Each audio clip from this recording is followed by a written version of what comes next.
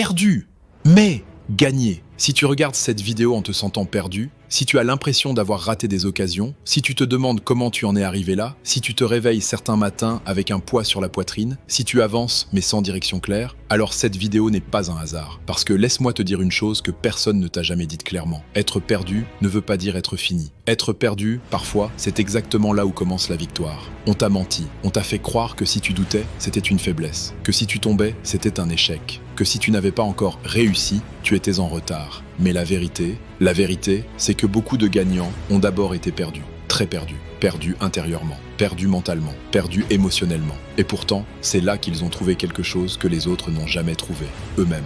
Être perdu, l'endroit que personne ne veut, mais que tous les grands ont connu. Personne ne rêve d'être perdu. Personne ne se dit « j'espère un jour ne plus savoir où je vais ». Et pourtant, la vie ne te demande pas ton avis. Tu peux tout faire comme il faut et quand même te retrouver à genoux.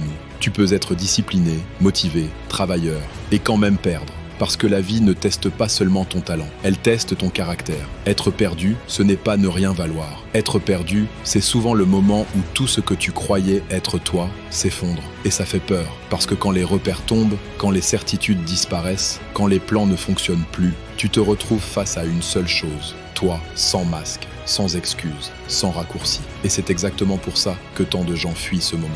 Ils préfèrent rester malheureux, mais confortables, plutôt que perdus, mais honnêtes. La douleur qui ne détruit pas, mais qui forge. Il y a des douleurs qui cassent, et il y a des douleurs qui construisent. La différence, ce que tu décides d'en faire. La douleur d'être perdu, ce sentiment de ne plus savoir si tu es sur le bon chemin. Cette impression que le monde avance, pendant que toi tu stagnes. Ce n'est pas une punition, c'est une invitation. Une invitation à arrêter de vivre pour impressionner. Une invitation à arrêter de courir après des rêves qui n'étaient même pas les tiens. Une invitation à redéfinir qui tu es vraiment. Parce que tant que tout va bien, tu ne changes pas. Mais quand tout s'écroule, là, tu écoutes. Tu n'es pas en train de perdre, tu es en train de devenir. Laisse-moi te dire quelque chose de brutal mais vrai. Tu n'es pas en retard.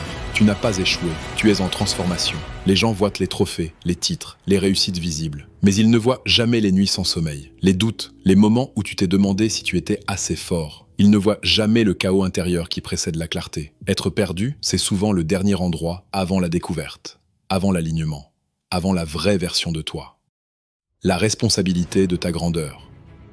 Personne ne viendra te sauver. Et c'est une bonne nouvelle. Parce que ça veut dire que tout dépend de toi. Ton rêve ne doit convaincre personne d'autre que toi. Ton chemin n'a pas besoin de validation extérieure. Ta mission n'a pas besoin d'applaudissements. Quand tu es perdu, tu as deux choix. T'asseoir dans l'autopitié ou te lever avec une décision. Et la décision, c'est celle-ci. Je ne comprends pas encore, mais je continue. Les champions ne gagnent pas quand tout va bien. Ils gagnent quand personne ne regarde, quand il pleut, quand c'est inconfortable, quand ça fait mal. Le combat est dans ta tête, le vrai champ de bataille n'est pas dehors. Il est dans ton esprit, la voix qui te dit « tu n'y arriveras pas, tu as déjà trop perdu de temps, les autres sont meilleurs que toi ». Cette voix, ce n'est pas la vérité, c'est la peur. Et la peur disparaît quand l'action commence. Tu n'as pas besoin de tout comprendre aujourd'hui, tu n'as pas besoin d'avoir toutes les réponses. Tu as juste besoin de faire le prochain pas, un pas discipliné, un pas honnête, un pas aligné. Perdu mais gagné, le paradoxe des forts.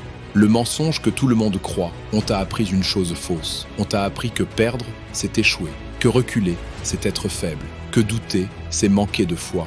Mais écoute-moi bien, les plus grandes victoires commencent par une perte. Personne ne gagne sans abandonner quelque chose. Personne ne s'élève sans laisser mourir une ancienne version de lui-même. Ce que tu appelles perdre aujourd'hui, c'est peut-être juste la vie qui t'arrache ce qui ne te correspond plus. Et ça fait mal, parce que même ce qui te détruit peut te rassurer. Ce que tu dois perdre pour enfin gagner.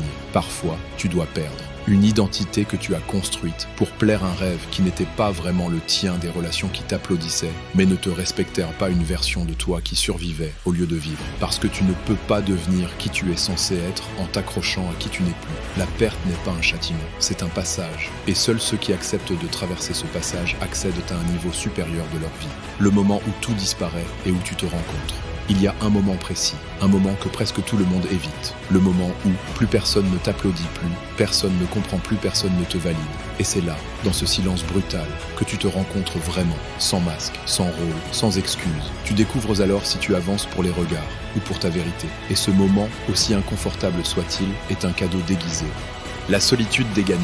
Personne ne parle assez de ça. La victoire commence souvent par la solitude. Pas parce que tu es rejeté, mais parce que ton ancien entourage ne peut pas suivre ta transformation. Tu n'es pas en train de t'éloigner, tu es en train de t'élever. Et l'altitude fait le vide. Mais souviens-toi, ce n'est pas la foule qui fait la grandeur. C'est la cohérence entre qui tu es et ce que tu fais quand personne ne regarde. Quand la douleur devient une forge, la douleur peut te briser, ou elle peut te forger. La différence ? Ta décision. La plupart des gens utilisent la douleur comme excuse. Les forts l'utilisent comme carburant. Ils ne demandent pas « pourquoi moi ?». Ils demandent « qu'est-ce que je peux devenir grâce à ça ?» Et cette question change tout. Le moment où tu comprends, tu n'as jamais été en train de perdre un jour. Sans prévenir, tu regardes en arrière et tu comprends. Tu comprends que ce moment où tu te croyais perdu était le moment exact où tu étais en train de te construire. Tu n'étais pas en train de tomber, tu étais en train de t'enraciner. Et ce que tu construis dans l'ombre ne pourra jamais être détruit par la lumière. La naissance d'une force silencieuse. À partir de là, quelque chose change. Tu ne cherches plus à prouver, tu ne cherches plus à expliquer. Tu avances, calme,